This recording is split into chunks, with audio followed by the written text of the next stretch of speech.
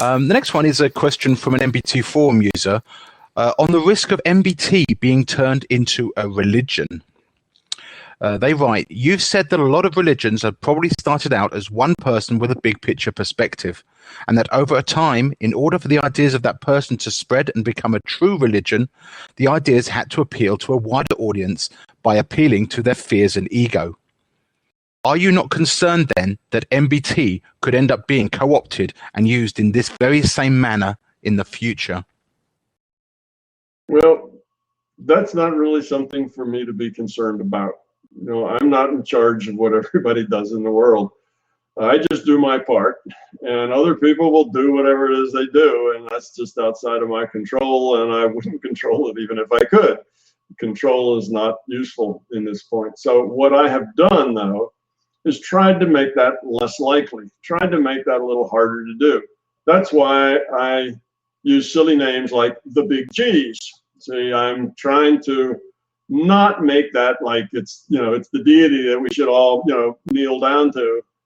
I try to talk about things with humor, in a very light tone when I talk about the non-physical, and I do that on purpose, just for that reason. I don't want people to take, you know, the big G's as you know, something so serious. And when I talk about the larger consciousness system or Aum, I'm very clear to always talk about it. You know, it is this or that. It's a thing. It's a system. It's a natural evolving system. You see, so I try as much as I can to defuse that kind of thinking about making this MBT into a religion, but I can't help what people do with it. You know, I don't take it that way, and I don't speak about it that way, and you know, I don't encourage people to think that way, and I discourage them whenever I can to put it in that context. Because as soon as you have an organization, something changes. When you have this organization, now you have an organization to feed. Now you have an organization that has expenses, and the people running the organization need salaries, and they need a building to meet in, and etc. And before long, the needs of the organization start to overshadow the needs of what the original purpose was for the organization.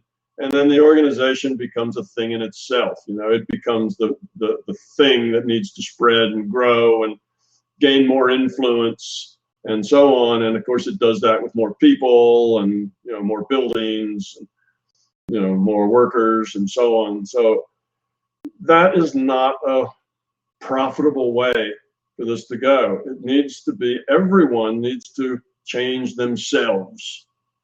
And some people may find it easier to change in a group, but if that's the case, I don't really relate to that too much. I don't find a group to be, you know, something that helps you individually change. Maybe it does if you talk about it. Oh, hey, I got rid of a fear, you know, last week. Let me tell you about that, you know, and everybody talks about how they're working on this. Well, maybe that gives you encouragement. You know, there's maybe some value in groups and people getting together and joining a club or, you know, an MBT discussion group. And, you know, there's dozens of those that popped up. And I think that's all good because it helps people, you know, it gives them an on-ramp, if you will. And they can say, oh, you know, you're interested in this, come with me to the discussion group. You know, we talk about all kinds of neat stuff. And it's probably a good thing to do. Just don't take yourself so seriously. It's really about individuals growing up. And if we can make a situation that makes that easier for individuals, like forming a discussion group or something, good. Or go giving talks or whatever. If we can make it easier, give people some information, that's all good. But let's just keep the big cheese as a big cheese and kind of snicker a little bit when we use that term, because that's kind of funny, you know, and keep it on that kind of a level where we don't get carried away with if you're doing it right, if you're really evolving the right way, then you're going to do it our way. You see, we know the right way to go, and this is the best. You know, if you're doing something else, well, that's suboptimal, and it really isn't going to work too well. And once you have that, all that is ego. It's just arrogance. So if you pile arrogance on top of a system that's supposed to be helpful to people to give up arrogance, you see, you're just not doing them much good. You know, arrogant organizations aren't going to help people give up being arrogant. They're going to help people become more arrogant. You join that organization, you take on that organization's arrogance. So the organization, you have to be a little careful. I can see organizing is helpful. Organizing past the point starts to become not helpful. I don't know, but no, I don't worry about it. It's not like I sit home and worry about somebody making us into religion. It's not my thing. It's not my thing to do or not to do. You know, it'll happen however it happens. All I can do is discourage it from people looking at it that way. But there's some people that just look at the world that way. They want to look at the world in terms of themselves as the child and something else as the parent. That's just the way they see the world. That feels safer to them. That feels more comfortable. That you know, they put themselves in a child role, and then they put something else in the parent role. And if you have people like that, well, they're going to do it. That's just the way they see reality, and they're going to construct things of that form, because that's the form that makes them feel safer, makes them feel better. And there are lots and lots of people like that. And so it might end up that way, but who knows, you know, what's going to happen, how long it'll take. You know, now if we have a major leap forward in consciousness quality, because a lot of people suddenly get the idea that it's a good thing to do for whatever reason, then it's less likely to happen that way. Which means if in the next 50 years, remember I talked earlier in a question about, well, maybe it'll take 50 years, maybe it'll take 500 years, you know, we don't know. If it only takes 50 years, then it's a good chance that this will never turn into a religion, even if some people want to do that. If it's going to take 500 years, hard to tell what'll happen. See, 500 years later, you know that old game where you say something and you pass it around through 20 people, and when it comes back, it's different? Well, try passing something through 500 years and see what happens to it. You know, it's the same thing. It's going to come out really distorted 500 years later. So if it takes that long, then I suspect whatever MBT is now will hardly be recognizable in 500 years, whatever it's like. But if it only takes 50 years, not so much. So it kind of depends on the time scale there. But whatever it is, I hope that it adds to the solution rather than to the problem. And right. if it changes around and starts adding to the problem, well, I guess that can't be helped. We as a species just aren't ready yet for that solution. We keep turning our solutions into problems. You know, and as long as we keep doing that, then that's just where we are, and that's who we are and how we are, and we're going to have to keep on going for a while before we get to the point where we don't change our solutions into problems. It's nothing, you know, nothing I can do about that now, here. You know, maybe I'll be back a few dozen times in the next 500 years to, you know, holler against that, but who knows? It'll just be whatever it is. No, I don't feel any angst because of what might happen after I'm gone. That's not my problem. Well, when you do come back, Tom, make sure you show them these videos. That might help. Yeah. Right, another concise question from Jesse. Very short, straight to the point. Why is it easier to destroy something than it is to create something? Well, you know, that's the same thing we talked about earlier. If you don't do anything at all, entropy just happens. You know, entropy just grows. Things just start to fall apart, and that's kind of the natural process. If you don't put effort in to make things constructive, to make things grow, to make things better, then they just get worse. So it always takes effort. That's part of it. Other part of it is there are always many, many more wrong ways to do something than there are right ways to do something. Okay, so if what you want to do is grow up and what you want to do is be able to be kind to people, well, that's a pretty straightforward thing. You just need to be kind to people. And maybe we could say that there's only, 10 or 20 or 50 or 100 ways to be kind to people. Pretty soon we'd be splitting hairs, things that really didn't matter. But how many ways are there to be unkind to people? Well, there's limitless. We could sit down and make lists that would probably go into the tens of millions of ways to be unkind to people, and each one would be unique. Each one would be different in its own right. So there's a few ways to do something right, and there's lots of ways to do something wrong. So it's easier to do things wrong than it is to do right. That's why it's growing up is kind of a struggle. Oh, you've got these choices. Okay, somebody just spit in my face. Now, what am I going to do? I've got a bunch of choices. And maybe one or two of them might be different variations of the right thing to do. And the other 50 are wrong choices, things that'll just make it worse. You see, they're all the reactions, the reaction out of fear, the reaction out of anger, the reaction out of arrogance, et cetera, et cetera. Those just tumble out by the hundreds. The right thing to do now settles into maybe one or two things are the right way to approach that problem. So there's always more poor choices than good choices. So if you just make random choices, you will de-evolve. That's why I think partly we have this second law of thermodynamics. In the physical world, there are all these possibilities of what can happen. A random choice is drawn. Right? If you just take random choices from all your choices, you will probably de-evolve because there's more negative choices than positive choices. You have to make the right choice, and there's only a few ways to do that. Okay, there's a little old lady and she needs help across the street. Well, what are your choices?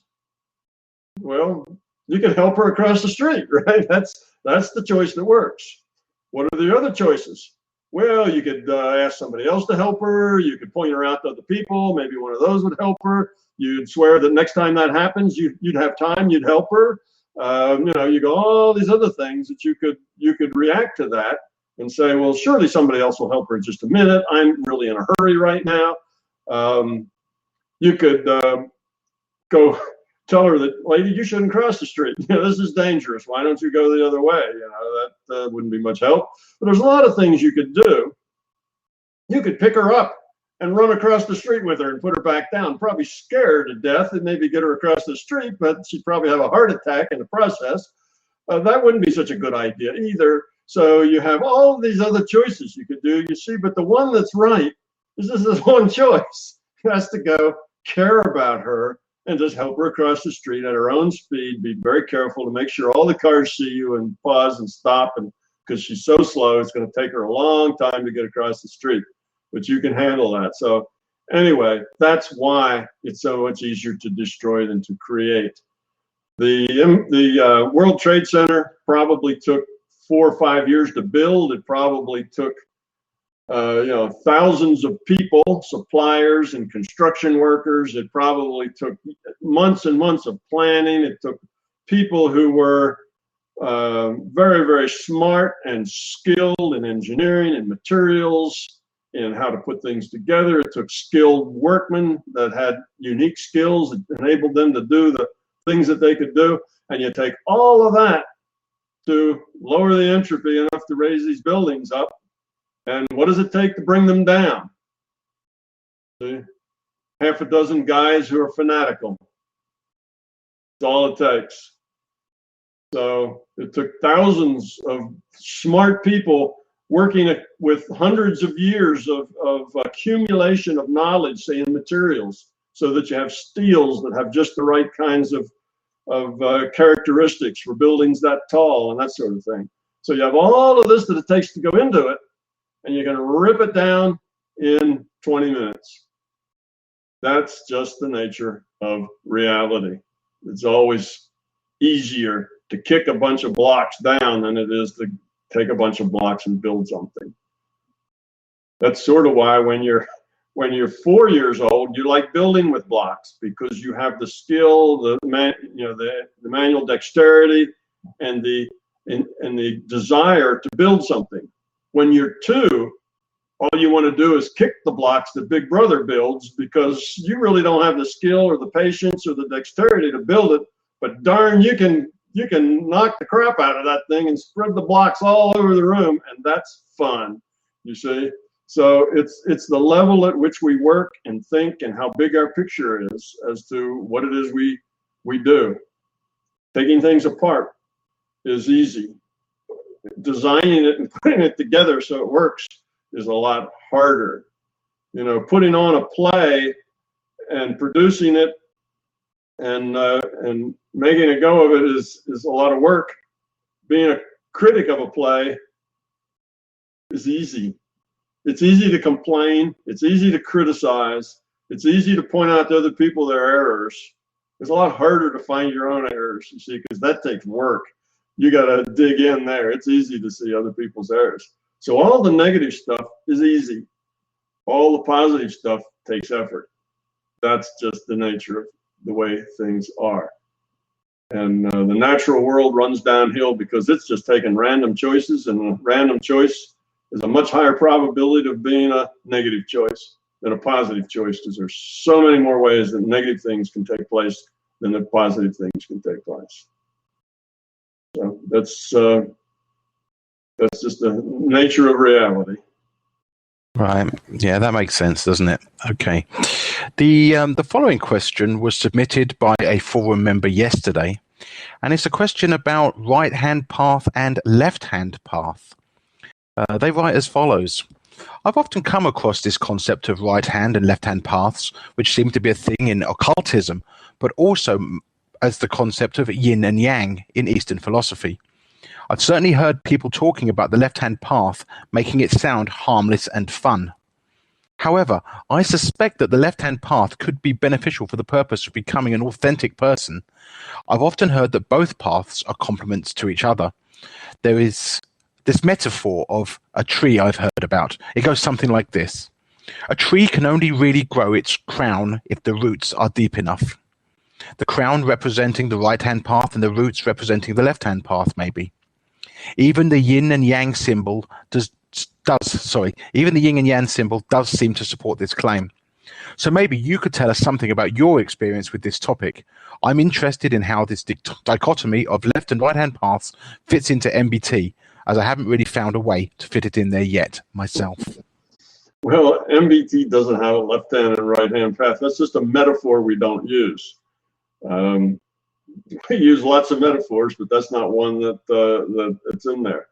Now, we could talk about things that we can break into 2 groups, you know, left-hand, right-hand. That's really just a metaphor for, there's 2 groups. So you could start out that way, you know. Start with the assumption that we have these 2 ways of doing things, yin and yang, left path, right path, or whatever. It's just a name, a metaphor for splitting something into 2 things. And usually the reason you want to split something into 2 things is because you want to make a comparison between those 2 things. Okay, yin's this way, yang's that way. You know, the left-hand path's this way, the right-hand path's that way. You have these 2 different approaches to something that you would like to emphasize their characteristics and differences. And that's the point of using a metaphor that says, let's start with these 2 different approaches, whether it's left-hand, right-hand, or whatever you call it, really doesn't matter. Now, we have several things that split apart like that in MBT. We have, you know, the intellectual level and the being level. We have, we talk about people who are right-brained and left-brained. You know, one being the intellectual process and the other being a holistic, intuitive process. So we're just taking these things, the intellectual process, the intuitive process, and setting them up as things to talk about, because when you discuss these together, it makes you understand both of them more easily if you can see them in contrast with its opposite. So that's the virtue of you know, talking about A versus B. So I don't have a left-hand path, right-hand path. There's lots of dualities. You know, the paths towards spiritual development, you're kind of talking about this in terms of a spiritual development thing. I have 3 paths instead of 2. And the reason for 3 paths is that there are 3 different approaches to spiritual growth. That there's probably 100 different approaches, but mostly you can break those down into these 3 larger paths. And that's the path of service, caring about people, doing things for people out of love and out of caring. The path of surrender, just surrendering your ego and your fear, just giving it up, surrendering it to a higher cause. You know, and the last one is the path of knowledge, sometimes called the warrior's path, and that's you use your intellect in concert with your intuition to get rid of your fear, to get rid of your ego, to make yourself a better. You know, it's using your knowledge and your mind and your experience to grow yourself. That's the pulling yourself up by your bootstraps method. Okay, the surrender just happens all at once. You just surrender. You give yourself up. That's more the traditional religious path. You surrender to the higher cause, and the service is you just care about others. You just, you know, you minister to other people. You care about them. You try to help them, and that way you let go of your fear and your ego. You know, you let go of the self-centeredness because it's not really about you, it's about others. Well, you can act or you can be on any of these 3 paths. You can act like you care about others, but you don't really, and you can act like you're pulling yourself up by your bootstraps, but you're not really. And you can act like you've surrendered to the higher cause, but you haven't really. So you can act any of these paths rather than actually be them. But the point is that if you be them, they all take you to the same place. You can all end up at the same place, and that is without fear, without ego, without beliefs, of being of love and caring. So I would say that in that case, there's 3 distinct ways of approaching spirituality. All of them complement the other, and you don't have to pick one or the other. It's just that often people so say exhibit or express one of these more than the other 2. You could be a 33 1/3% in each, and that would be fine. You see, everybody is an amalgam of all 3 of these ways. To some extent, we surrender. You know, we don't want to control everything. In some extent, we give service. We want to be helpful and caring of others. And to some extent, we have knowledge of what we're doing and some idea of why we're doing it. So most of us do all of those. But you can kind of specialize in each one of those paths or mix or match any way you wish. So that would be my answer to the left and right hand path, of the yin and the yang, would probably be these three different paths toward growing up spiritually. Other than that, you can find lots of dichotomies that make a fruitful comparison. Well, you can have the comparison I just made between acting and being. See, there's another one. You know, you can talk about what's the difference between acting and being, and as you talk about how acting is, that helps you understand being, because being is not that, it's the other. You talk about how being is, that helps you see acting for acting. So these little dichotomies you set up, there's nothing magic about setting up 2 things so that you can learn really about both of them from the ensuing discussion. I don't see any magic in that. You can probably find a dozen of those in MBT. You probably find a dozen in these other things too. We just tend to pick out those as things to talk about because that's how we learn, through comparison often. Right. Thank you very much for that, Tom. My next question is from a forum member, and it's suddenly subject of nihilism. They write, I've noticed that people adhering to such or certain philosophies justify them by nihilism. I have to admit that maybe they have a point. I understand that the big picture view of MBT explains that the AUM, absolute unbound manifold, is trying to lower its entropy by having itself split into IUOCs, individuated units of consciousness, that are lowering their entropy. That's just a thing AUM does, because otherwise it would not exist.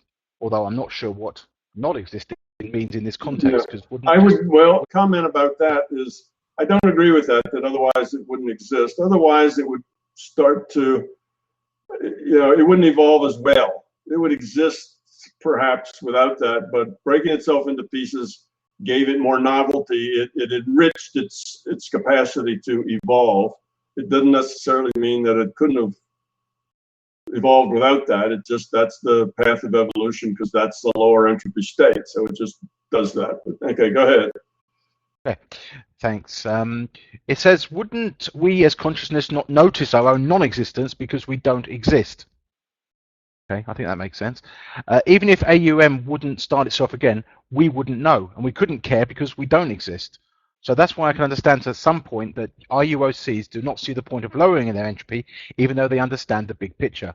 To them, it just seems like a never-ending cycle, and compared to all the fun you can have by growing your ego, it just sounds like really hard work.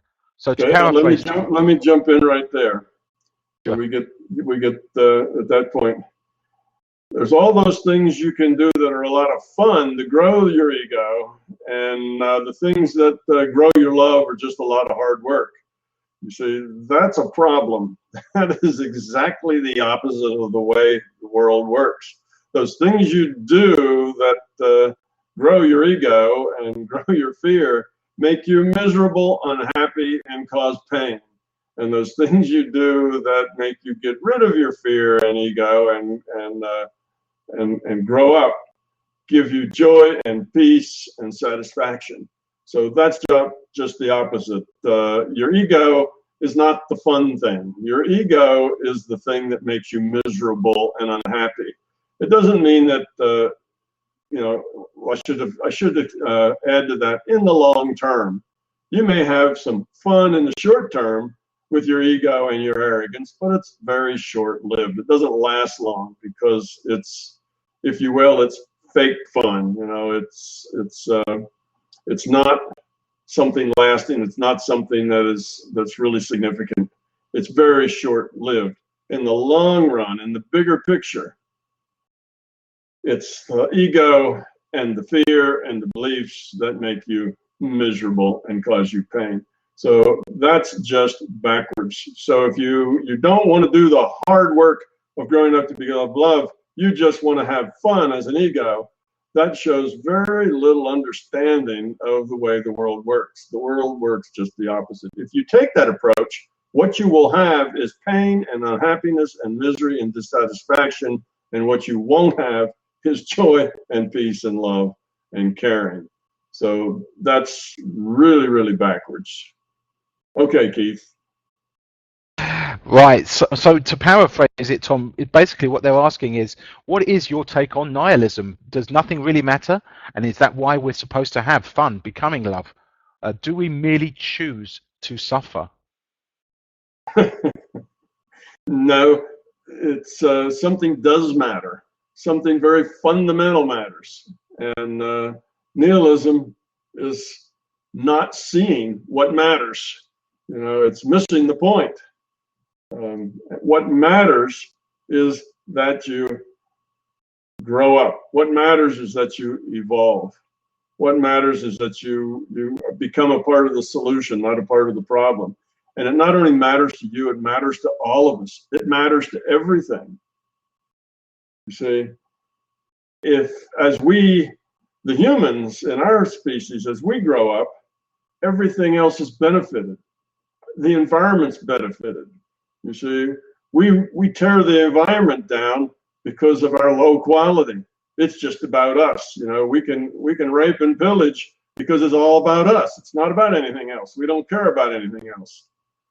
We want to chop all the trees down because we want those trees, and we just don't care because we're important and the trees aren't. You see, so the whole world does better when we do better. And it's the same for every other species. When we're all doing better, then we all do a whole lot better because we're all each doing better singly. Now, the nihilism is to deny that there is such a thing as better. You start with the premise that nothing matters. Nothing is important. There is no real value anywhere. Okay, it doesn't matter what you do. Well, that's a very self-centered picture because it's all about you. What's going to happen to me? Well, if I do things nice for people, that doesn't mean that I'm going to get anything nice. So what's the point? They'll just take advantage of me. They'll say thank you very much and go on their way. So what's the point of being nice? People don't appreciate it. They'll just take advantage. There isn't any virtue at all. Everything amounts to no value in the end, because after all, in the end, you're just going to die and that'll be the end of you. And what's the point? What's the purpose? Then you just turn into worms and dust and there's nothing else. You lived, you died, you started with nothing, you end with nothing. There's nothing in between. Nihilism. You see, it refuses to see the value that's there. There's value in association. There's value in being helpful. There's value in caring. And it's not that there's value in being cared for and there's value in being helped.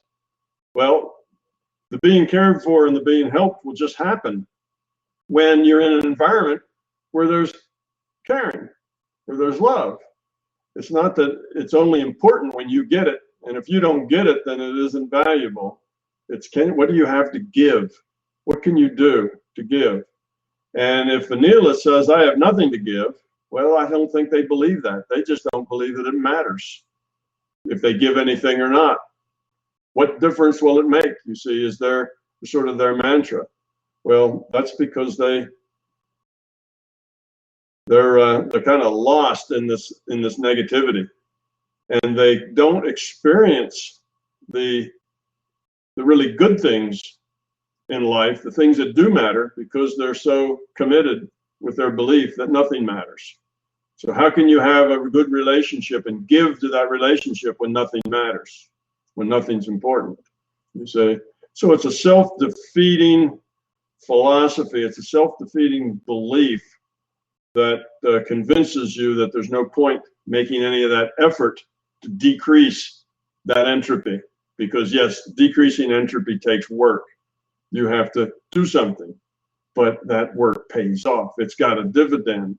That's where your happiness, that's where your caring, that's where your good relationships, your love, those smiles and laughter and having a good time and feeling significant and being significant and being fulfilled and satisfied and all those things. That's where it comes from. It comes from what you can give, not from what you can get. And that is what matters. So what matters is you have a capacity to grow up. As a human being, you have the capacity to give, to care about others.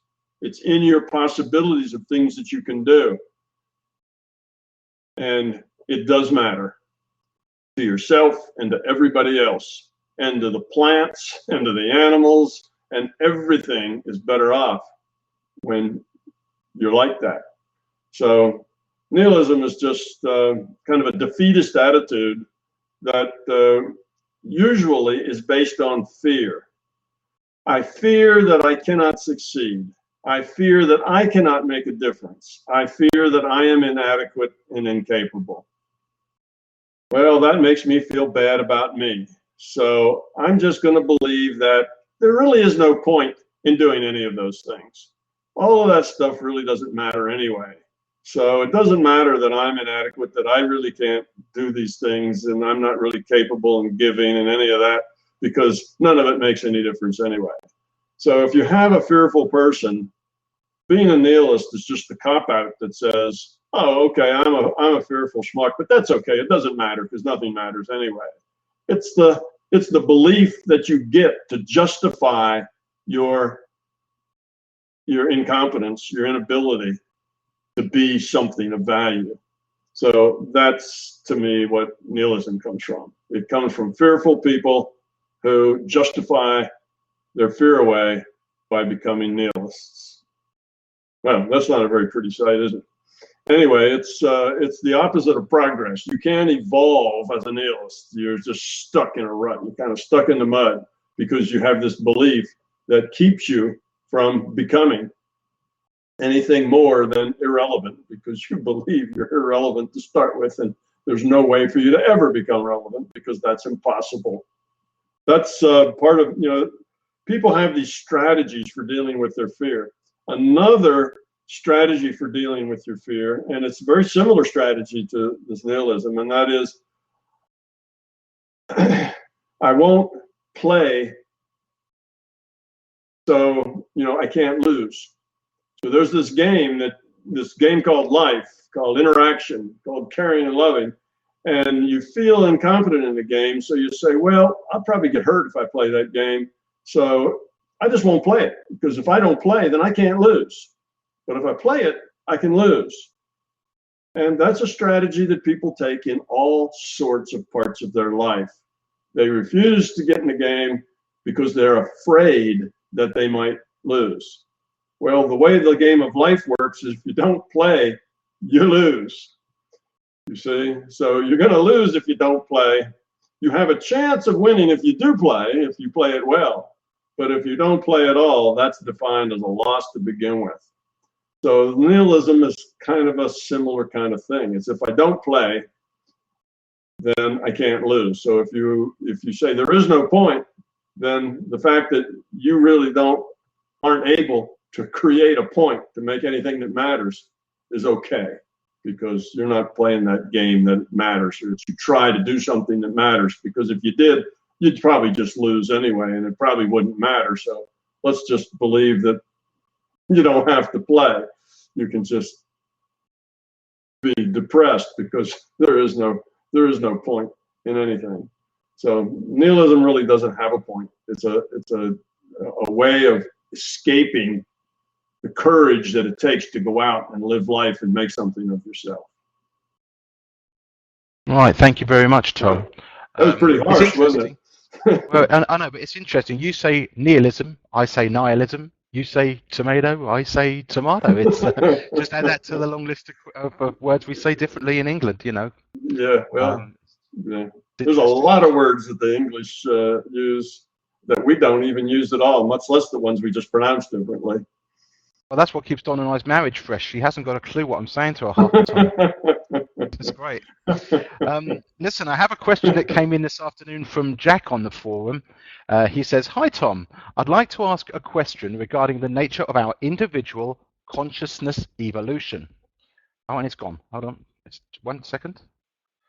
"I have been suffering with a chronic illness for over a decade, and at rather a low point last year, I had what I have since discovered to be a spiritual awakening type of experience. These realizations were very profound and occurred over a relatively short period of time. I soon afterwards found your YouTube channel amongst other related information, and have since experienced a consistent improvement in my health, as well as a deeper and deeper layer of understanding about consciousness and spontaneous experiences like lucid dreaming. I was wondering if, because this profound change in my consciousness occurred relatively quickly, that I was in a way catching up with my level of consciousness from my previous incarnation. Only when I look at other people's experiences, it seems as though their evolution..." I can't find the rest of the question. It's disappeared, Oliver. I got it between two screens. Sorry. What was the title of the discussion? It's not in the forum, Tom. I'll read the rest. Only when I look at the other. Only when I look at. Let me see now. Only when I look at the other people's experiences, it seems that as their evolution generally occurs more slowly over a long period of time. Do you have any views on my observations? Yes, it can happen rather quickly for several reasons. One is that when you're ready, the getting ready process can be a long, slow, and tedious process. And often you talked about hitting a low before this happened. Often that dark night of the soul is is a key ingredient in that process. When you've hit bottom and it just doesn't seem like you can go any lower, then you begin to let go of trying to control, trying to manipulate, trying to make it the way you think it ought to be. And when you kind of throw your hands up in the air and say, "I give up," suddenly all kinds of opportunities suddenly blossom right in front of you to see things differently, because now you've let go of that control over the situation, and you can see things that were always there, but you just never saw them before. So that's part of the reason this dark night of the soul is often a point where a new beginning starts.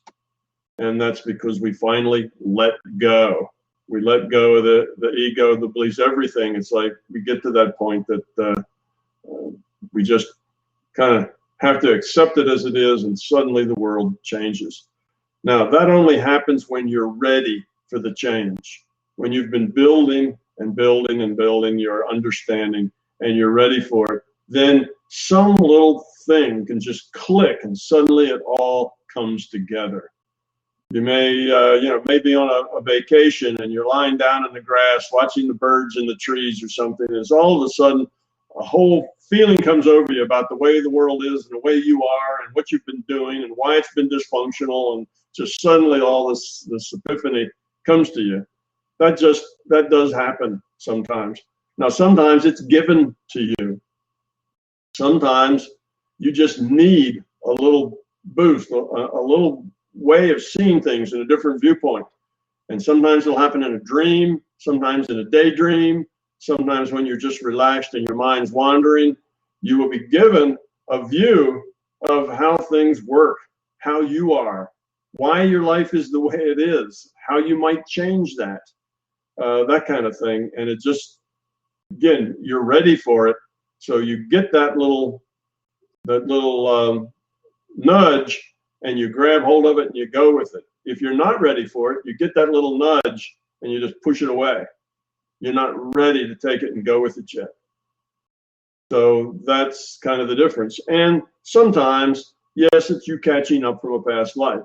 Sometimes you have a past life where you were doing better and had a bigger, better grasp of reality and nature and giving and that sort of thing. Now you've been in circumstances that have kind of boxed you in and haven't let you express this quality that you felt inside, and it's been a tedious, not very pleasant existence up this point. And suddenly you kind of get a breakout where you everything kind of happens quickly, and that's just you catching up to a level of quality that you brought in, that you just haven't had the situation in which you could express yourself differently. And that can happen, suddenly. But then there's also the slow plodders who just chug along and learn a little bit, day by day, and they grow up. They don't have any big epiphanies or big, angels don't come down out of the sky and, tell them, how they ought to change or any of that kind of stuff. They just slowly pull themselves up with the bootstraps. And that's typically the way it is for most of us most of the time. Even when we have these little epiphanies, typically those just means we get a little better grip on the bootstraps. We still have to pull ourselves up with the bootstraps, but we get a little help. We get a little boost in seeing things better. And that's what meditation will do for you too. The meditation will get you in touch with your consciousness. So if you meditate 20 minutes a day, twice a day, and you do that for a year or 2 years, it'll put you into a whole different perspective of who you are and what you are, just because you're spending time with your consciousness. It'll give you a different perspective. So meditation will often speed up a person's progress, whereas before they're just too busy. They're always doing something. They're always engaged. Their mind is always attached to busy little things, from one busy little thing to the next. So there's no introspection. There's no sense of feeling. There's no sense of where am I going, and how am I getting there, and what's the point of all of this? And you don't dwell on any of that because you're busy, busy, busy. And meditation gives you time and space to see a bigger picture of yourself and how you fit in. So that can be an inducer of these kinds of things, but it's not that uncommon. Many people are pulling themselves up with their bootstraps between little jumps of serendipitous, awakening, where they get an awakening and I get it now, but they're back to tugging on their bootstraps. It's just a little different after that. So yeah, this gentleman, well, I don't know if it's a gentleman. This person is on track. It sounds like they are doing what they should be doing. Just you know, keep up the good work. Keep you know, focusing, and you'll find that the farther you go and the more you go down this path, the quicker these epiphanies come. In other words, your first one is just really big, like you'd never have anything like that happen. Suddenly clarity comes to your life that you didn't have it before, and it's a really big deal. But then that'll happen again and again and again, and the more it happens, the more often it, you know, it happens again. So the clarity comes quicker and with less shock and surprise, and it becomes more of an everyday thing. And pretty soon you're living in a very clear space where everything makes sense. So it's just the beginning steps, and just keep working on it, and it will get clearer and better. Yeah, thank you very much for that, Tom. I believe Ingeborg has another question for you. Okay. Yes, half an hour ago, I think you spoke on the way that the system, that some effort has to be put into the system so that it can evolve to the better. So, and that there are more possibilities to do the wrong part than to do the right thing. So less possibilities, less choices to get an evolution of the system. So this is why you know, I thought about it, and I as a result of this workshop I came from, I got the idea that there is an urgent need for us who are the agents of the evolution, the syntropy of the system, to evolve such mental concepts and to think about positive choices, just to feed them into the field, you know, just to design these concepts and make plans with a new idea of, you know, making politics, or a new way to teach children, or some positive input. So we have to design it first in our mindset, and then feed it into the system or into the field, and then this idea or these new concepts are present in the field, and maybe not we ourselves, the one who invented this project, but somebody else, you know, just gets connection into this information in the field, and then does it if it is on the right place, and if it's lowering the entropy of the system. So this is my question. Do we have to work on these projects? Yes. That's a good. It's a good question and a good point. It's not going to be real helpful if all of us, and not just us present here, but all of us who kind of understand the bigger picture, if we all sit around and talk to each other and answer each other's questions, that's good, but that's not really what we need to do. We need to go out in the world and connect. We need to get involved. We need to engage the world. It's not enough just to talk among ourselves. So everybody needs to engage the world. And often when people go down a spiritual path, they do just the opposite. They start to withdraw from the world. They see themselves as a spiritual caring being. They see the world as kind of mean-spirited and grabby, and they kind of shrink away from it rather than engaging it. And eventually you end up with a bunch of high-quality people all kind of getting together, you know, circling the wagons, if you will, forming their own little societies and groups. And that's not as helpful as it would be if these people went out and engaged in the world. Now, they can still come back to their group for kind of plug in for more energy, you know, some more encouragement, some more techniques and ways to do problems and ways to you know, solve issues and that sort of thing. It's not that we getting together in groups is a bad idea. It's just we need to do more than just us get together in a group and say, oh, everybody else needs to join our group and you too can become wise and wonderful. We need to go and connect, engage with people, have conversations, share. That doesn't mean we preach. You know, preaching often doesn't help. You have to encourage other people to go where they want to go. Now, you can give somebody an opener, talk about, well, have you ever considered, you know, if there's anything more to this reality than just the physical? Well, that's a good opener. But if they say, yeah, I thought about it and I'm convinced there's nothing out there other than this.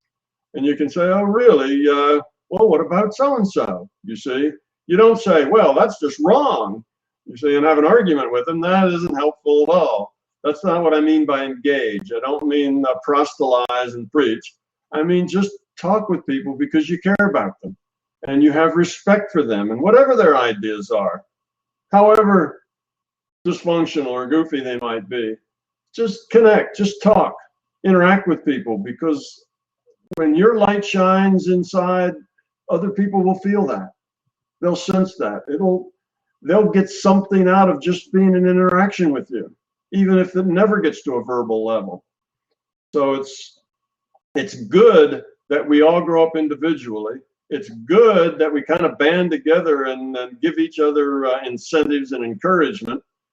But it's also good to go out and engage in that world, even if that world's a little ugly, and connect to it. Connect with people will make a bigger difference that way than any other way. So yes, we do have to work at things. That's work.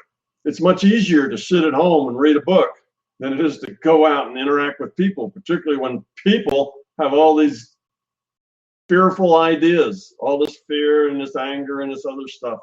It's a lot of work to go out and interact with those people. And you probably can't do it for more than, you know, maybe an hour or two at a time. And maybe you have to go retreat and take a little break, but then get back out there and interact, because that's where you do the most good. Now, again, if you go out to preach or to tell people how they're wrong and what they need to think about, and if you're going out to do that, you're probably more part of the problem than you are part of the solution. Telling people what's wrong with them and what they should be thinking just makes them retreat in the opposite direction than what you're trying to tell them about. It's not helpful.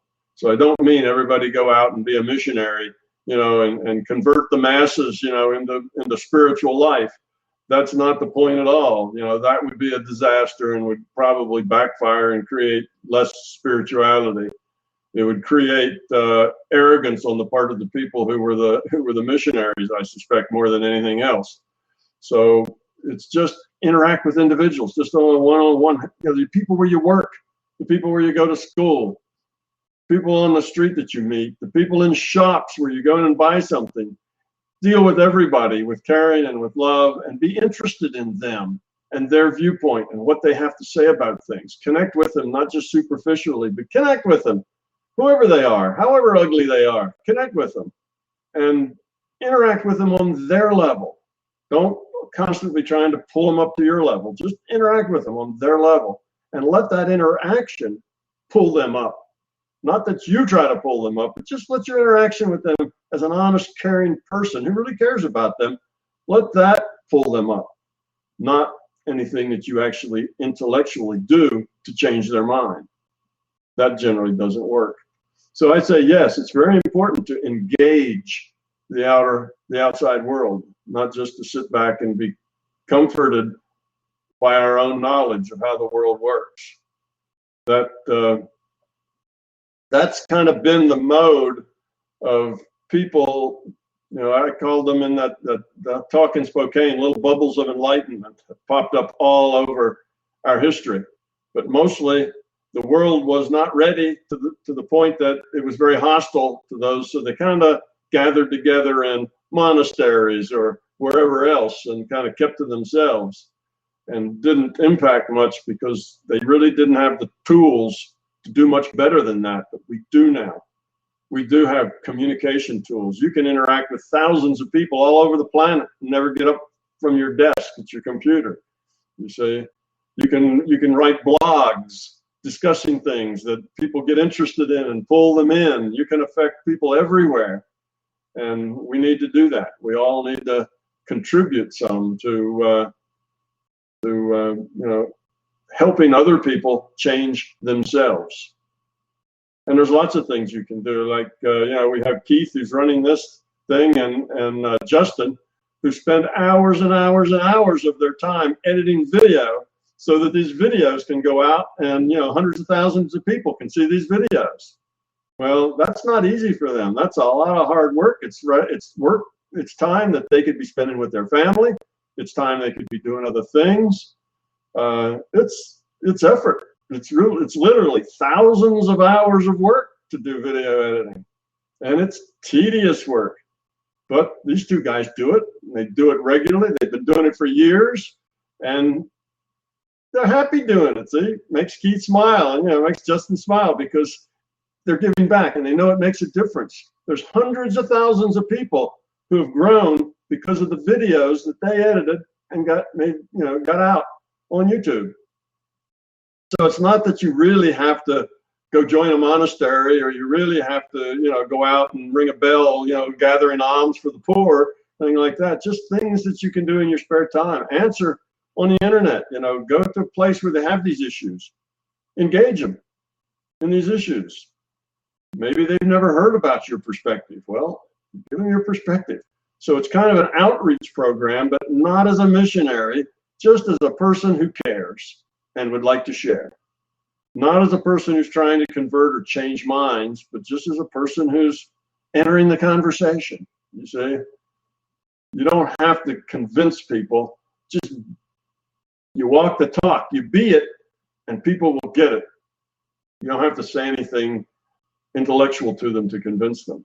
You just convince them because of who you are and what you are and the things that you say.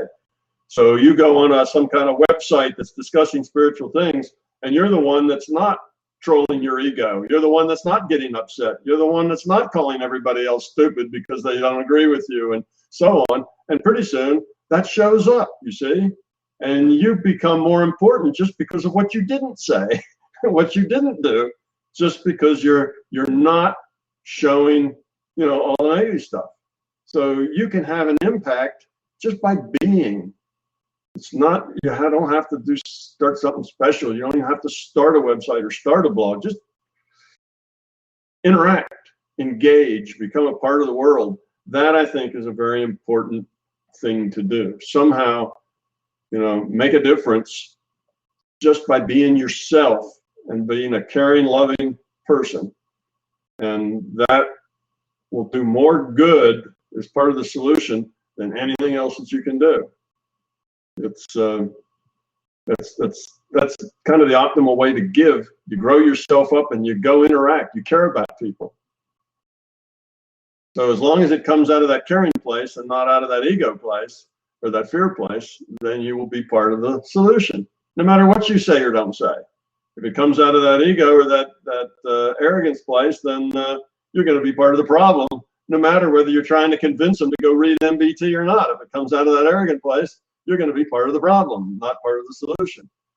So it's not about MBT. It's just about caring about people and talking about whatever it is they want to talk about. Just because you care about them and you're interested in them and understanding how they think and wishing them well. And maybe you could say a little something that would be helpful to them. But you just lay it out there and let them decide whether they want to pick it up, much less take a bite. You just offer it as an idea.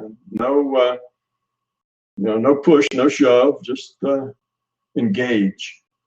So I probably went a lot further than your question, but I think it's an important thing to tell people. If they say, "Well, how can I help? What can I do?" What you can do is get engaged. First, grow up. Engaging with fear and ego isn't going to be too helpful, but grow up and go out into the world and be a part of it. Connect with it. Don't retreat from it. Yes, it can be a harsh and nasty place, but once you grow up past the point of your ego getting snagged and ensnared with their ego, then that harshness mostly goes away. You don't mind that kind of stuff. You're on that blog and somebody says, "Well, you must be an idiot," and it just doesn't bother you because that's okay. You know, that's just the way that person feels, and it doesn't make you say anything nasty back or whatever, and you can just deal with that well, and everybody notices how well you deal with that, see? So you don't really mind engaging in the world when you're grown up enough that your own ego doesn't entangle you in that messy world. Your ego kind of leaves you off to the side so that you can communicate, not from an ego, but just from caring. So that's the key. That's the thing to do. Thank you very much, Tom. You know, that was a really great question to finish with and a truly great answer. We did have a few more questions from Jesse, but as always, we've run out of time. It's flown by. So, Jesse, I'm sorry, we'll get to you next time. I think we're done here today. So thank you, Tom, for your time and wisdom. Thank you for everyone who joined us in the room today. To Oliver, as always, for your hard work. And to everyone who submitted such fantastic questions today. I had a great time, and I hope you did too. Thank you. Well, you know, I left Oliver out of that. I was talking about Justin. I'm talking about you, Keith. And Oliver's sitting right up there above me. He's sitting right on top of my head. He does fantastic work. You know, Tom, I'd like to actually say something about that, if I may. Oliver does this, and I know people are watching at home and they've watched a lot of Fireside Chats. Oliver does this out of the goodness of his heart, but it does cost him money to host the Fireside Chat and stuff. And if anyone out there is listening and gets value from any of this, I would love it if they could see their way to making some small donation to help Oliver continue the Fireside Chat going. Yes, good idea. Here for that. Yeah. Sorry, Oliver, I should have included you as I looked at this thing here of the people I know and what they're doing. And some of you are probably doing things that I just don't know, so I didn't say about you. But Oliver's done an awful lot to help people get the information they need to grow up. There wouldn't be anything for Justin or Keith to edit if it wasn't for Oliver pulling it all together here. So absolutely, you know, we appreciate that, and that's the kind of thing you can just do. It makes a big difference in the world. That's connecting. That's getting engaged, not just sitting back and watching it all go by, but doing something. Well, it's good, Tom. You know, we've got the new Facebook group. I don't know if you've seen that yet. We have MBT Global Family. I know some of you have already joined. That's been fun. We're going to try and get together, group conscious minds. We're going to put people together locally. It's all coming together. Tom and I talked the other week about how things are moving, and they seem to be a snowball effect. It's getting bigger, it's getting quicker, and things are happening better than we've ever seen it happen before. So we're all on the right path. Great. Good news. It is. Thank you, everybody. I'm glad you all came. And for any of you out there watching these things, if you want to be a part of it, we're not up to capacity yet. Oliver tells me we can probably double or even triple the size, and his equipment will still be able to handle it. So if you have a desire to come and ask questions, go get in touch with Oliver. Get in touch with Keith, Don or Keith at MBT Events. They'll help you, pass you in the right directions, or I guess talk to Justin. Most of the people here will be able to tell you what you do to get here. I guess anybody that's here could tell you what they did to get here anyway, and that'd give you a path to follow. So it's not impossible. It's not that we are very restrictive about who comes here. We're not real restrictive. We'd like you to have at least some experience in the things that we're talking about, so that the questions are good, solid questions. But that's about it. So we're open for more attendees, if you will. So those of you who would like to become a part of this, come be part of it. It'll only get better if it gets bigger.